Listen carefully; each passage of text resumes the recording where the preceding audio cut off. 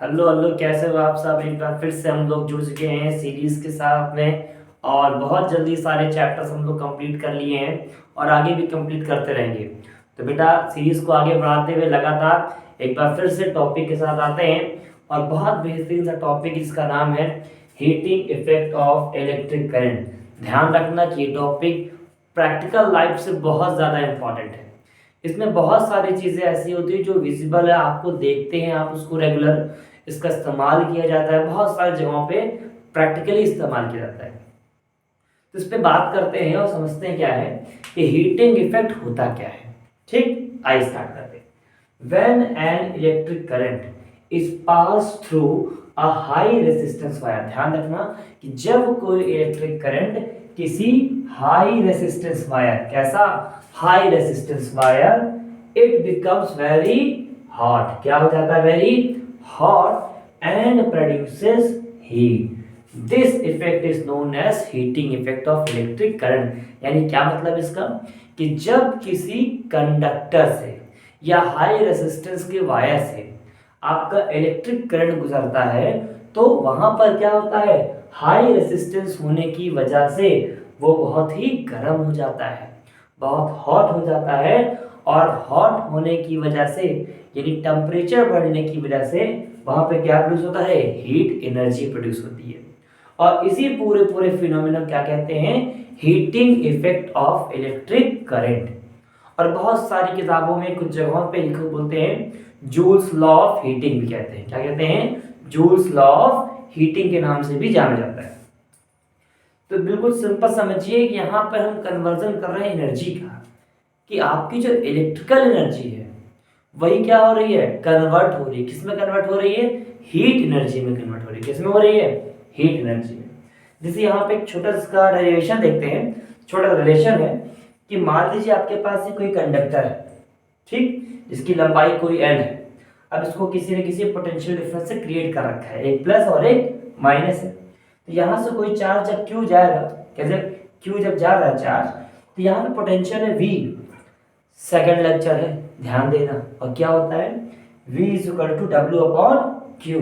V मतलब क्या है, पोटेंशियल डिफरेंस, W मतलब क्या है, वर्क डन, और Q मतलब क्या है, चार्ज। V बराबर क्या होता है, W अपॉन क्यू। तो W इक्वल टू क्या होगा, VQ हो जाएगा। तो ध्यान रखिए कि जब यहां से यहां तक चार्ज जाएगा तो क्या कुछ वर्क करना पड़ेगा या नहीं, डेफिनेटली करना पड़ेगा। और जैसा कि हम जानते हैं सबसे पहली डेफिनेशन करंट की, I इक्वल टू क्या होता है, Q अपॉन T, और Q इक्वल टू क्या होता है, IT। ओम्स लॉ पढ़ा हुआ है, V इक्वल टू क्या होता है, IR।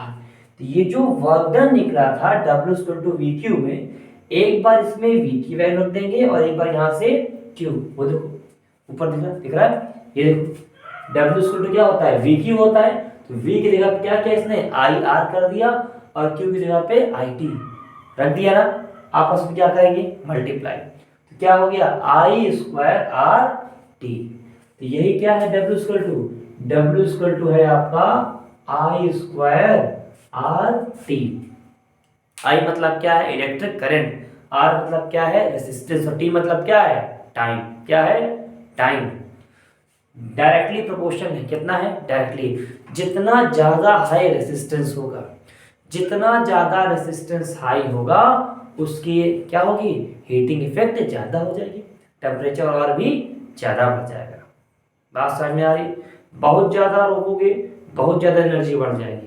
रेजिस्टेंस का मतलब समझ में आ रहा, रेजिस्टेंस का मतलब ही यही होता है क्या, कि रेसिस्ट करना। क्या करना, रेसिस्ट करना, रोकना।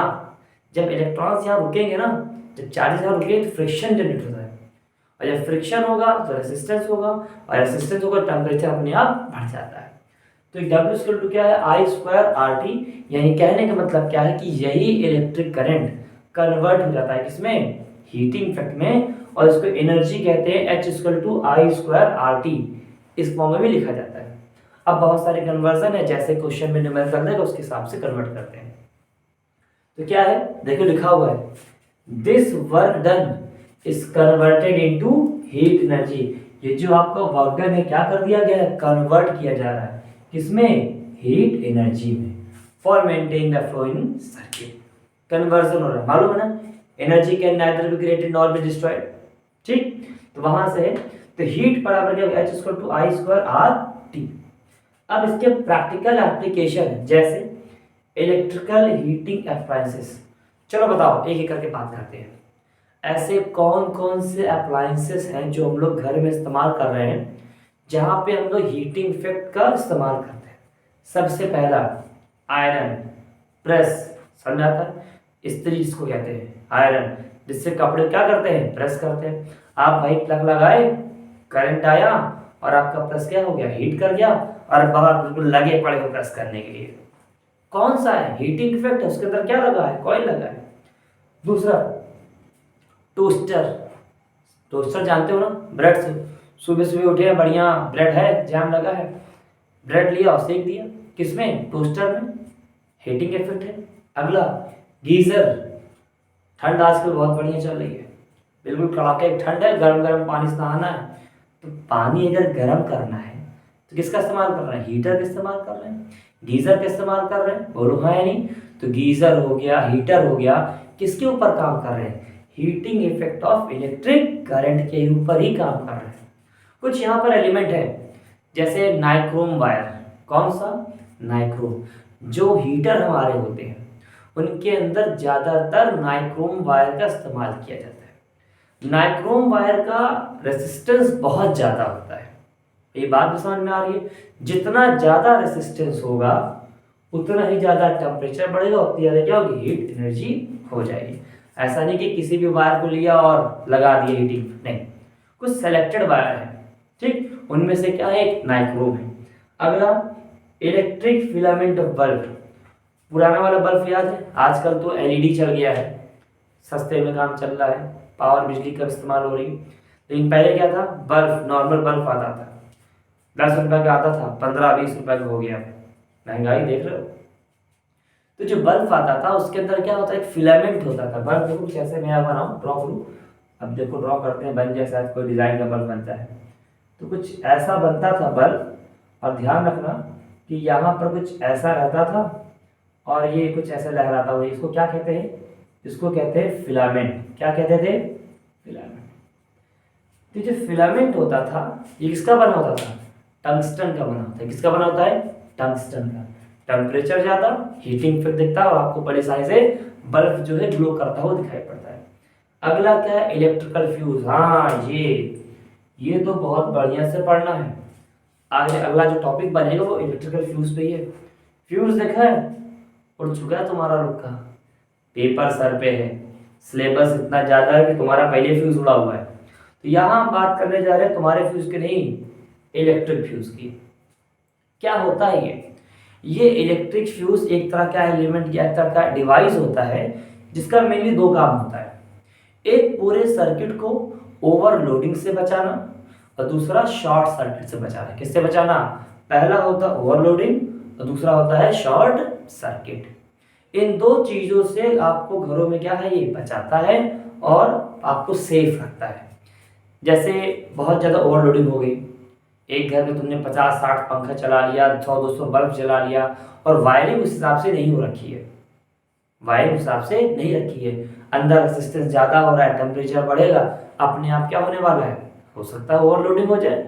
तो ओवरलोडिंग से बचना है तो वहां पे क्या लगा होता है, एक फ्यूज लगा होता है। ध्यान रखना, मीटर के पास आपके जो घर में इलेक्ट्रिक मीटर लगा होगा, अधिकतर लोगों के यहाँ लग गया होगा, नहीं एक जमाना हुआ करता था, लोग कटिया चलाते थे, है कि नहीं, ऐसे देखे जाए कटिया मार के चलाते थे। आजकल तो मीटर लग गया है, तो मीटर के पास आज फ्यूज लगा होता है। अब धीमे धीमे टाइम के साथ फ्यूज भी कम हो रहा है, अब एमसीबी आ रहा है ना, तो फ्यूज तो है ही, लगभग उसकी जगह पर एमसीबी भी ले रहे हैं। तो फिलहाल फ्यूज की बात करेंगे, तो ये होता है इसका सेफ्टी पर्पस। दूसरा, अगर किसी कमरे में मान लो कोई सर्किट खराब हो गई, तो आजकल जो वायरिंग हो रही है हर कमरे की अलग अलग, रूम के अलग अलग प्रॉपर अलग अलग वायरिंग होती है, जिससे क्या होता है कि अगर कोई किसी रूम में कोई सर्किट शॉर्ट करती है तो तुरंत हमको पता लग जाता है कि हाँ इस कमरे का फ्यूज है, हर कमरे में अलग अलग फ्यूज लगा होता है। तो बेसिकली फ्यूज की बात समझाना चाहे तो ये है कि फ्यूज एक आपका सेफ्टी डिवाइस होता है जो कि शॉर्ट सर्किट और ओवरलोडिंग से बचाता है। तो जुड़े रहिए, लगातार क्वेश्चन करते रहिए, ठीक है। और हमारे इंस्टाग्राम पे आप जुड़ जाइए, वहाँ पर आने वाले समय में हम आपको पूरे सैंपल पेपर, पूरे क्वेश्चंस की पीडीएफ अवेलेबल करा देंगे। और बहुत जल्द हम टेलीग्राम ग्रुप भी आ रहा है आपका, और टेलीग्राम ग्रुप की सहायता से सारा पीडीएफ, सारा वीडियो, सारा चीज़, सारा मटेरियल आपको वहाँ पे अवेलेबल हो जाएगा बहुत जल्द। तो ऐसे ही लगातार जुड़े रहिए, सपोर्ट करते रहिए और फॉलो करते रहिए। जय हिंद, जय भारत।